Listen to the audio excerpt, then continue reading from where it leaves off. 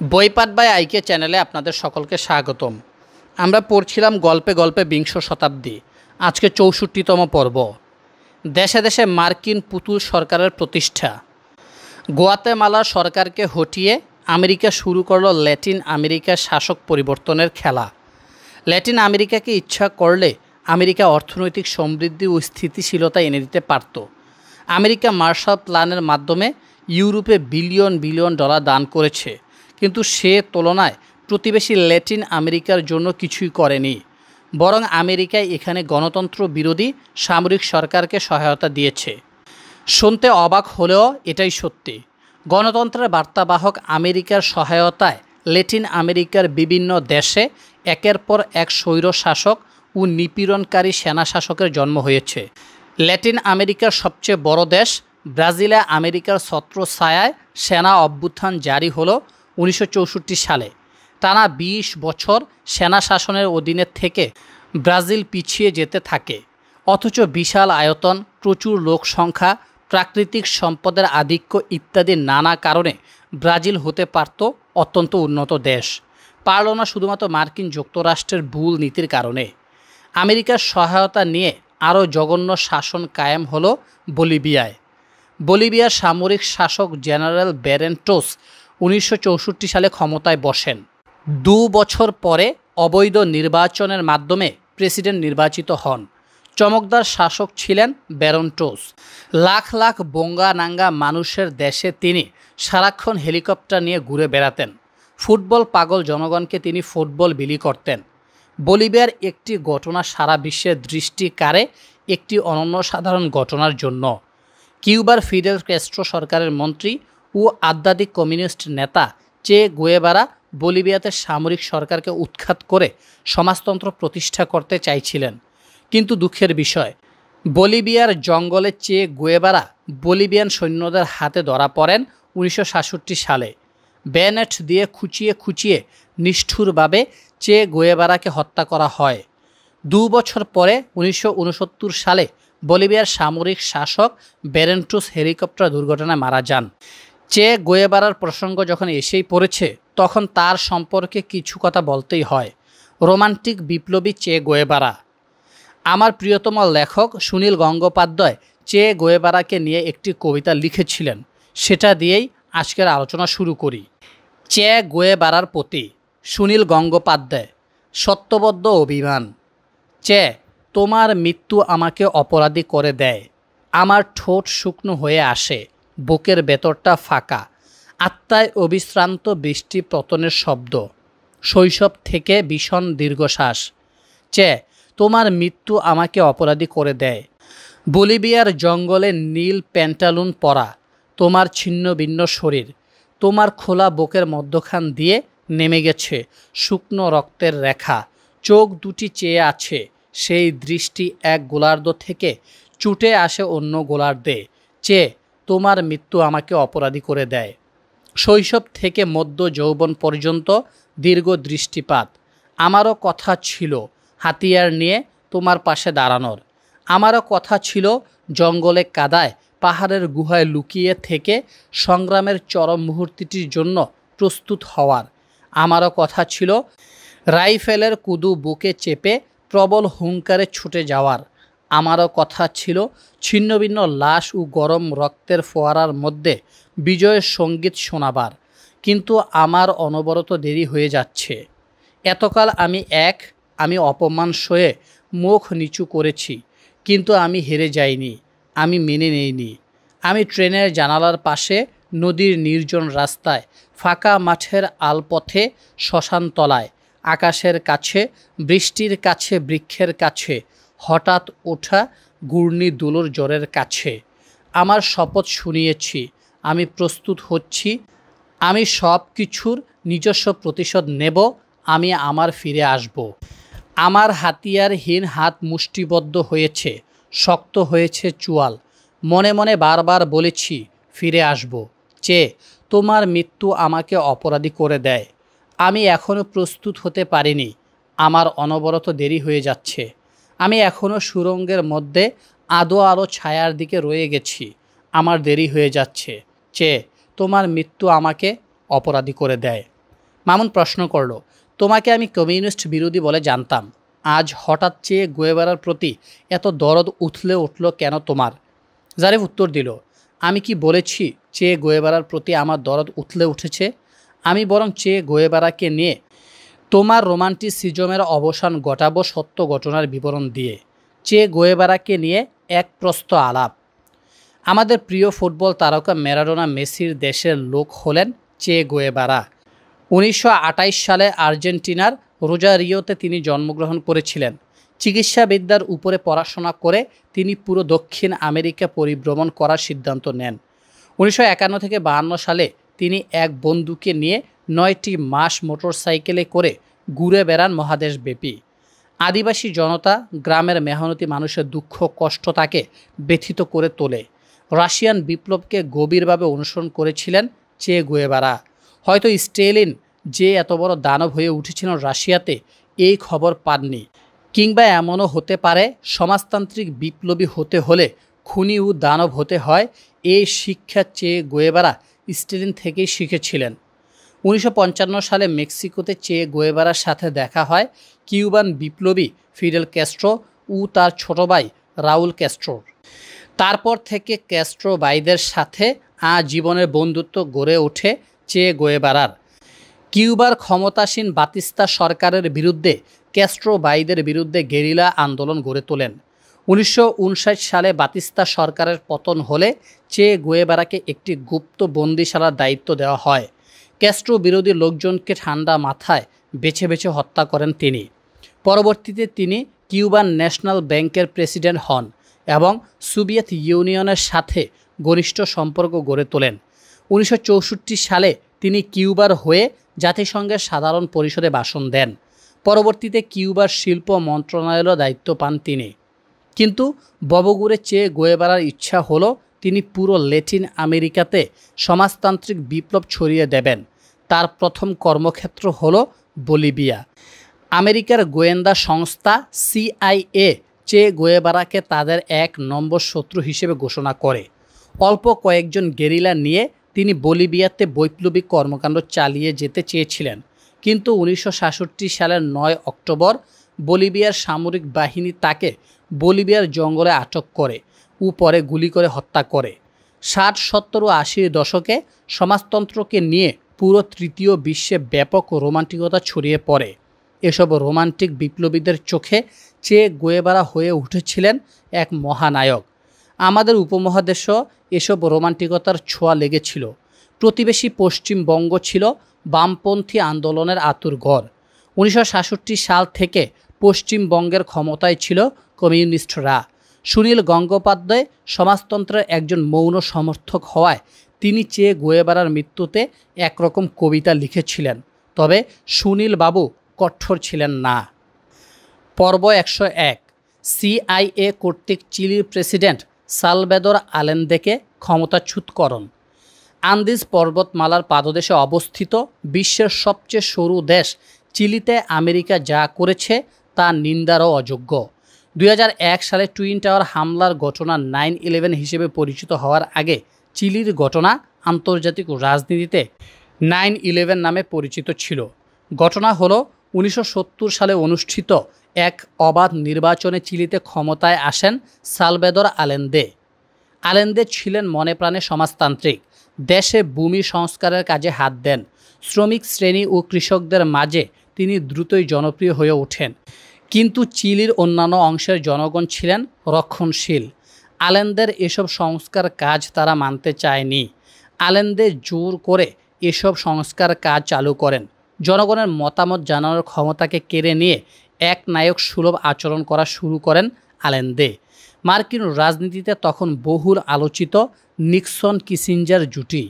President Nixon আর তার পররাষ্ট্র সচিব হেনরি কিসিঞ্জার দাবার গুটি চালছেন বিশ্বজুড়ে।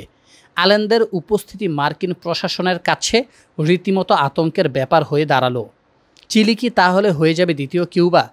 কিউবার ফিডেল ক্যাস্ট্রো বিপ্লব করে ক্ষমতায় এসেছেন, কিন্তু সালভাদর আলেন্দে যেভাবে নির্বাচনের মাধ্যমে ক্ষমতায় এসেছে তা অত্যন্ত আশঙ্কাজনক।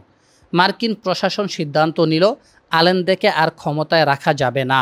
আলেন্দের পরিবর্তে যদি শয়তানও ক্ষমতায় বসে তবে তাকেও মেনে নেওয়া যাবে। তাই আলেনদেকে উৎখাতের জন্য আদা জল খেয়ে নামল মার্কিন গোয়েন্দা সংস্থা CIA। 11ই সেপ্টেম্বর 1973, কয়েকদিন আগেই সালভেদর আলেন্দে সেনাপ্রধান হিসেবে নিযুক্ত করেছেন তারই আস্থাভাজন অগাস্টো পিনোশেটকে। কে জানত আস্থাভাজন পিনোশেট আমেরিকার গোয়েন্দা সংস্থা CIA-এর সাথে হাত মিলিয়ে তারই নিয়োগকর্তাকে বিনাশের ষড়যন্ত্রে সামিল হবে? একদল অস্ত্রধারী সৈন্য প্রেসিডেন্ট প্রাসাদে ঢুকে পড়ে। পরিস্থিতি বুঝে আলেন্দে আত্মহত্যা করে বসেন। তারপর শুরু হয় কুখ্যাত পিনোশেটের স্বৈরশাসন। প্রায় 17 বছর পিনোশেট চিলিকে শাসন করে নরকের রাজধানীতে পরিণত করেন। মামুন জিজ্ঞেস করে, বাবা যায়, আমেরিকা এসব স্বৈর শাসকদেরকে লেলিয়ে দিয়েছিল গণতান্ত্রিকভাবে নির্বাচিত প্রেসিডেন্টের বিরুদ্ধে? জারিফ উত্তর দিল, আমেরিকার পররাষ্ট্র নীতির ইতিহাসে চিলির ঘটনা এক কালো অধ্যায়। আজও আমেরিকার গুণীজনেরা এসব কাজের জন্য নিজের দেশের শাসকদের ধিক্কার দেন। উরুগুয়েতে সামরিক সরকার ক্ষমতা নেয় 1973 সালে। আর্জেন্টিনার ইসাবেলা পেরনের সরকারকে হটিয়ে সেনাবাহিনী ক্ষমতা নেয় 1976 সালে। সব ঘটনাতেই আমেরিকার প্রত্যক্ষ ও পরোক্ষ মদত ছিল। 80 দশকে দেখা গেল ল্যাটিন আমেরিকার 15টি দেশে মার্কিন সমর্থন পুষ্ট নিপীড়নকারী সামরিক সরকার ক্ষমতায় ছিল। শুধুমাত্র সমাজতন্ত্রকে হটানোর নামে আমেরিকা এসব কুখ্যাত শাসকদেরকে সমর্থন করেছে। বিনিময়ে দেখা গেল এসব দেশ বারংবার পিছিয়ে পড়েছে, আর প্রত্যেকটি দেশে আজও তীব্র মার্কিন বিদ্বেষ বিদ্যমান। নারীর চোখে বিশ্ব, পর্ব 102। প্রথম কথা নারীর ভোটাধিকার নিয়ে। জারিফ আলোচনা শুরু করলো আজ অন্য একটা প্রসঙ্গ নিয়ে। সে মামুনকে বলল, দেখো, বিংশ শতাব্দীর রাজনৈতিক আলোচনায় আমরা লক্ষ্য করেছি বহু রাজবংশ ধ্বংস হয়েছে, দুর্দণ্ড প্রতাপশালী ইউরোপীয় সাম্রাজ্যবাদী প্রভুদের পতন হয়েছে, এশিয়া ও আফ্রিকা মহাদেশ জুড়ে অনেক স্বাধীন দেশের জন্ম হয়েছে, কতই না যুদ্ধ বিগ্রহ সংগঠিত হয়েছে, কোটি কোটি আদম সন্তান বিনা কারণে মারা গেছে শুধুমাত্র ক্ষমতাশীলদের উদ্ধারের জন্য। কিন্তু তুমি কি জানো, বিংশ শতাব্দীতে আরও বেশি যুগান্তকারী ও বৈপ্লবিক পরিবর্তন ঘটে গেছে নারীদের জীবনে। 1901 সালের নারীদের সাথে 2001 সালের নারীর আকাশ পাতাল পার্থক্য রয়েছে। তা পৃথিবীর সবচেয়ে উন্নত দেশ হোক কিংবা সবচেয়ে দরিদ্রপ্রবণ দেশ হোক। মামুন বলল, নারীর উন্নতির কোন দিকটি নিয়ে তুমি কথা বলতে চাও, যেটার উপর ভর করে আমরা বলতে পারি যে নারীর উন্নতি হয়েছে? শুধুমাত্র একটা দিক নিয়ে কথা আমরা বলতে চাই না, সব দিক দিয়ে নারীর আমূল পরিবর্তন ঘটে গেছে। যেমন ভোটাধিকার, কর্মসংস্থান, নারীর অধিকার, নারীর স্বাধীন চিন্তা করবার ক্ষমতা, প্রসার, এসব কিছুতেই। প্রথমে আমরা নারীর ভোটাধিকার নিয়ে কথা বলবো। দেখো মামুন, নারীর ভোটাধিকার নিয়ে প্রথমে দুটো ঘটনার কথা বলবো। 60-এর দশকে আমি তোমাকে বাংলাদেশের একটি ঐতিহ্যবাহী বাড়ির কথা বলবো। এই বাড়িতে সব পুরুষের শিক্ষিত, নারীদের মধ্যে অল্প কয়েকজন শিক্ষিত। অল্প কয়েকজন শিক্ষিত নারীর মধ্যে কেউ কেউ আইয়ুব খানের বিরুদ্ধে প্রেসিডেন্ট পদপ্রার্থী হওয়া ফাতেমা জিন্নাহকে ভোট দিতে চাইল। এ খবর শুনে রেগে আগুন বাড়ির শিক্ষিত পুরুষেরা। বলে কি, আমাদের বাড়ির মেয়েরা বাইরে যাবে ভোট দিতে? কত বড় অধপতন! নারীরা কি বুঝে দেশের প্রেসিডেন্ট কে হবে আর কে না হবে? একটু শিক্ষিত হবার এত দেমাগ! বলে রাখি, আইয়ুব খানের বিরুদ্ধে প্রার্থী হয়েছিলেন পাকিস্তানের প্রতিষ্ঠাতা কায়েদে আজম মোহাম্মদ আলী জিন্নার বোন ফাতেমা জিন্নাহ, আর সেই নির্বাচনটা অনুষ্ঠিত হয়েছিল 1965 সালে। তুমি যদি মনে করো নারীদের ভোটদানের ক্ষমতাকে অযোগ্য মনে করেছিল কেবল বাংলাদেশের এক রক্ষণশীল বাড়ির কর্তা, তাহলে ভুল। স্বয়ং ব্রিটিশ রাজনীতিবিদ উইনস্টন চার্চিল নারীদের ভোটাধিকারের পক্ষে ছিলেন না। 1910 সালের 18ই নভেম্বর ব্রিটিশ নারীরা ভোটাধিকার আদায়ের লক্ষ্যে পথে নেমেছিলেন। দিনটি ব্ল্যাক ফ্রাইডে নামেও পরিচিত। কেউ কেউ বলেন সে মিছিলকে ছত্রভঙ্গ করতে পুলিশকে নির্দেশ দিয়েছিলেন স্বয়ং চার্চিল। অনেক কাঠখড় পুড়িয়ে ব্রিটেনের নারীদের ভোটাধিকার স্বীকৃত হয় 1928 সালে। মামুন বলল, আমি আরেকটা তথ্য জানিয়ে রাখি, পৃথিবীতে নারীরা প্রথম ভোটাধিকার পায় 1893 সালে নিউজিল্যান্ডে। 1893 সালের 28 নভেম্বর নারীদের ভোটাধিকারের ইতিহাসে এক স্মরণীয় দিন। 21 বছর বয়সী সকল প্রাপ্তবয়স্ক নারী সেদিন ভোটাধিকারের যোগ্য বলে বিবেচিত হন। কর্মসংস্থানে নারী। আজ যে নারীকে তুমি পুরুষের সাথে কাঁধে কাঁধ মিলিয়ে অফিস আদালতে কাজ করতে দেখছো, গার্মেন্টস শ্রমিক থেকে শুরু করে বিমান চালনা সব কাজে মেয়েরা সমানভাবে পারদর্শী।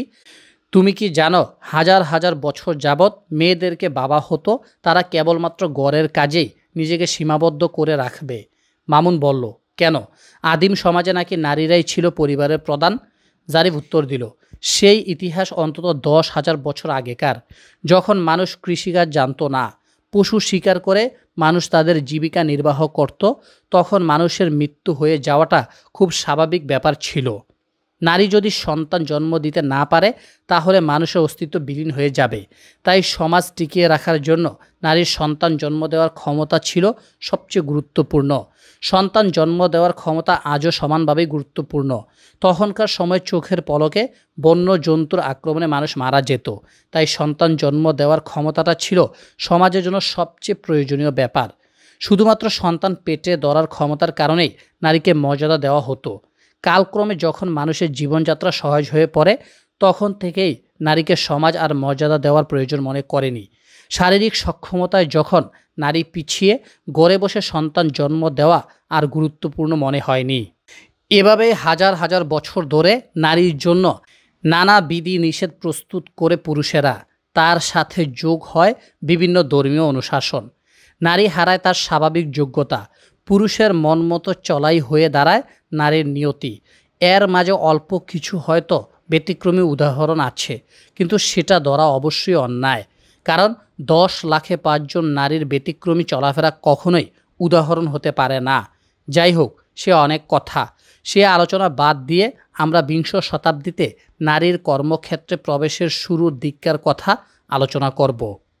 প্রথম বিশ্বযুদ্ধ নারীর জগৎকে বদলে দেয়। ভোটাধিকার আন্দোলন দেশে দেশে চলার মধ্য দিয়েই নারী অন্যরকম এক বাস্তবতার শিকার হয়। সেটা হলো প্রথম বিশ্বযুদ্ধ। লাখ লাখ সৈন্য যুদ্ধরত, কলকারখানা থেকে শ্রমিকরা যুদ্ধক্ষেত্রে চলে গিয়েছে। এখন এই কলকারখানাগুলো চালাবে কে? পশ্চিম ইউরোপের নেতৃবৃন্দ ঘোষণা দিয়ে বলে কয়ে নারীকে কর্মজগতে প্রবেশ করালো। এই প্রথম নারী ঘর থেকে বের হলো পুরুষের সমান কাজ করবে বলে। তাই বলে কি হাজার হাজার বছর ধরে নারী পুরুষ সমান ছিল না? অবশ্যই ছিল, কিন্তু নারীকে দমিয়ে রেখেছে পুরুষের তৈরি অজস্র বিধিবিধান। পুরুষই এবার বাধ্য হলো নারীকে কর্মক্ষেত্রে পাঠাতে। প্রথম বিশ্বযুদ্ধে শিল্প সমৃদ্ধ যুদ্ধরত দেশগুলির অবস্থা এমন দাঁড়ালো যে পুরুষেরা যুদ্ধক্ষেত্রে আর নারীরা কর্মক্ষেত্রে। নারীরা কর্মক্ষেত্রে আশানুরূপ সাফল্য পেল। পশ্চিমা সমাজ বুঝতে পারল নারীকে দিয়ে সব কাজ সম্ভব। নারী এবং কিছু কিছু ক্ষেত্রে পুরুষের চেয়ে আরও বেশি দক্ষতার সাথে কাজ করে। প্রথম বিশ্বযুদ্ধের সময়কার পরিস্থিতি পশ্চিমের নারীদেরকে আমূল বদলে দেয়। পুরুষতন্ত্র বাধ্য হয়ে যে নারীকে কর্মক্ষেত্র পাঠালো, এখন নারী আর ঘরের কোণে বসে থাকতে রাজি নয়। সে এখন পুরুষের সাথে সব কাজে অংশ নিতে আগ্রহী। নারীবাদী চিন্তাধারা উৎকর্ষ লাভ করল, যদিও নারীবাদী চিন্তাধারার শুরুটা অনেক পুরনো। নারীবাদী চিন্তাধারায় আমরা কেবল পশ্চিম ইউরোপ ও আমেরিকার নারী সমাজের চিন্তাধারা নিয়ে আলোচনা করব। প্রাচ্য দেশের নারী সমাজকে নিয়ে আমরা কোনো কথাই বলবো না। নারীবাদী চিন্তাধারা নিয়ে আলোচনার প্রথমেই আমাদের জানা উচিত নারীবাদ কী জিনিস।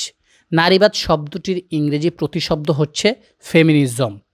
1894 সালে নারীবাদ এর প্রতিশব্দ হিসেবে ইংরেজি শব্দটি গৃহীত হয়। তবে 1933 সালে অক্সফোর্ড অভিধানের পরিশিষ্টতে এর প্রথম উল্লেখ পাওয়া যায়। নারীবাদ হচ্ছে এমন একটি আন্দোলন যা কিনা পুরুষের মতো একজন মানুষ হিসেবে নারীর পূর্ণ অধিকার দাবি করে। লক্ষণীয় নারীবাদ কথাটি থাকলেও পুরুষবাদ কথাটি কিন্তু প্রচলিত নয়, কারণ ধরে নেওয়া হয় পুরুষ তার ইচ্ছে মতো ভুবন সৃষ্টি করতে পারে, কিন্তু নারী বিভিন্ন বিধিনিষেধের বেড়াজালে আবদ্ধ। তাই নারীবাদের প্রয়োজনীয়তা রয়েছে। নারীবাদী চিন্তাধারাকে মোটামুটিভাবে 4 ভাগে ভাগ করা যায়। 1. উদারপন্থী নারীবাদ। 2. আমূল নারীবাদ। 3. মার্ক্সীয় নারীবাদ। 4. সমাজতান্ত্রিক নারীবাদ। এগুলো সম্পর্কে একটু সংক্ষেপে আলোচনা করা দরকার। ক. উদারপন্থী নারীবাদ। নারীবাদী চিন্তাধারার জগতে উদারপন্থী নারীবাদ সবচেয়ে সফল, কারণ উদারপন্থী নারীবাদ নারীদেরকে পুরুষদের সাথে কাঁধে কাঁধ মিলিয়ে চলাকে সমর্থন দিয়েছে। উদারপন্থী নারীবাদের জননী হিসেবে সবার আগে আসবে মেরি ওলস্টোনক্রাফট এর নাম। 1759 সালে ফ্রান্সে জন্ম নেওয়া মেরি ওলস্টোনক্রাফট শৈশবে মায়ের উপর অকথ্য নির্যাতন দেখেছেন। মেরি মনে করেন নারীর প্রতি এই বৈষম্য সমাজেরই সৃষ্টি। মেরি মনে করেন যথাযথ শিক্ষার মাধ্যমেই নারী মুক্তি সম্ভব। 1790 ও 1792 সালে যথাক্রমে তিনি 2টি বই লিখেছিলেন, a vindication of the rights of man ও a vindication of the rights of women. John Stuart Mill ও হ্যারিয়েট টেইলর মিল উদারপন্থী নারীবাদী হিসেবে স্বীকৃত। তবে উদারপন্থী নারীবাদের মধ্যে বিংশ শতাব্দীর সবচেয়ে প্রভাবশালী নারী হচ্ছেন বেটি ফ্রাউডাইন। তার লেখা দ্য ফেমিনিউমাইস্টিক বইয়ে তিনি নারীর প্রচলিত সনাতন ভূমিকাকে তীব্রভাবে সমালোচনা করেন। বেটি ফ্রাউডাইনের মতে নারী কেন শুধুমাত্র গৃহস্থলী কাজে নিজেকে সম্পৃক্ত করে রাখবে।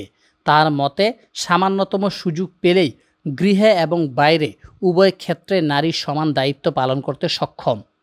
খ. আমূল নারীবাদ। আমূল নারীবাদ একটি বৈপ্লবিক ধারণা পোষণ করে। এ দ্বারা নারীবাদীরা বিশ্বাস করেন জৈবিক কারণেই নারীরা পুরুষ কর্তৃক নির্যাতিত হন। সুলামিত ফায়ারস্টোন এ দ্বারার একজন নারীবাদী চিন্তাবিদ। তিনি মনে করেন নারী পুরুষের মধ্যকার প্রজননমূলক সম্পর্ক হচ্ছে ইতিহাসের মূল চালিকা শক্তি। তিনি মনে করেন নারীর জৈবিক গঠনই নারীদের প্রধান শত্রু। গ. মার্ক্সীয় নারীবাদ। মার্ক্সীয় নারীবাদ হল সমাজতন্ত্রের জনক কার্ল মার্কস ও ফ্রেডরিক এঞ্জেলস এর কথামালা। মার্ক্সীয় দৃষ্টিকোণ থেকে শ্রেণীহীন সমাজ যখন আদিম যুগে ছিল তখন নারীরাই ছিল পরিবারের কর্তা। এঞ্জেলস এর মতে মাতৃ অধিকারের উচ্ছেদ নারী জাতির এক ঐতিহাসিক পরাজয়। পুরুষ গৃহস্থলীর কর্তৃত্ব দখল করল, নারী হলো প্রধানত শৃঙ্খলিত, পুরুষের লালসার দাসী ও সন্তান সৃষ্টির যন্ত্রমাত্র। নারী মুক্তি তখনই সম্ভব যখন সমাজ থেকে শ্রেণী বৈষম্য উঠে যাবে। গ. সমাজতান্ত্রিক নারীবাদ। সমাজতান্ত্রিক নারীবাদীরা মার্ক্সীয় নারীবাদ থেকে একটু স্বতন্ত্র। তাদের মতে নারীর বৈষম্যের মূল কারণ হলো পুরুষের দৃষ্টিভঙ্গি। পুঁজিবাদ কখনো নারী শোষণের একমাত্র কারণ হতে পারে না। পুঁজিবাদের চেয়ে বড় হলো পুরুষতন্ত্র। পুরুষতন্ত্রের মানসিক দৃষ্টিভঙ্গি নারীদের দুর্দশার মূল কারণ। জাতিসংঘ ও নারী।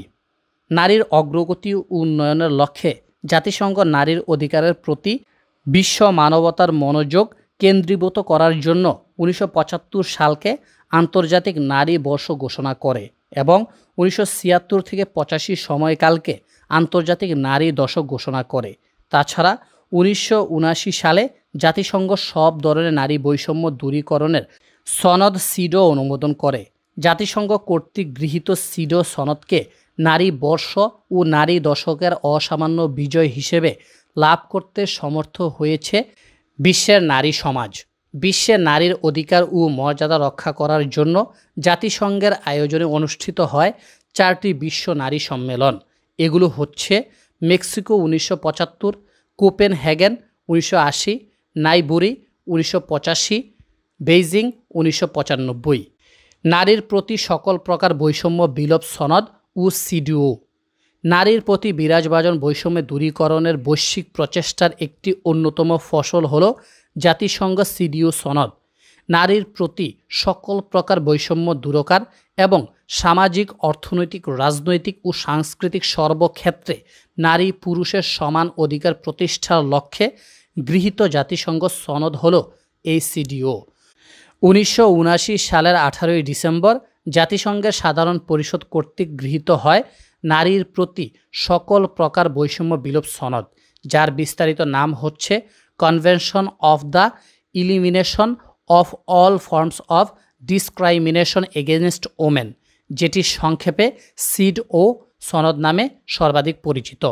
সিডও সনদে 6টি পরিচ্ছেদ সংবলিত 30টি ধারা বা বিধান রয়েছে। বাংলাদেশ 1984 সালের 6 নভেম্বর সিডিও সনদ অনুমোদন করে। আপনারা শুনছিলেন গল্পে গল্পে বিংশ শতাব্দী। আজকে 64 পর্বের মাধ্যমে বইটি সমাপ্ত হলো। ধন্যবাদ সবাইকে যারা এতদিন এত ধৈর্য নিয়ে বইটি শুনেছেন। যারা আমাদের প্রথমে নতুন তারা অবশ্যই চ্যানেলটি সাবস্ক্রাইব করবেন।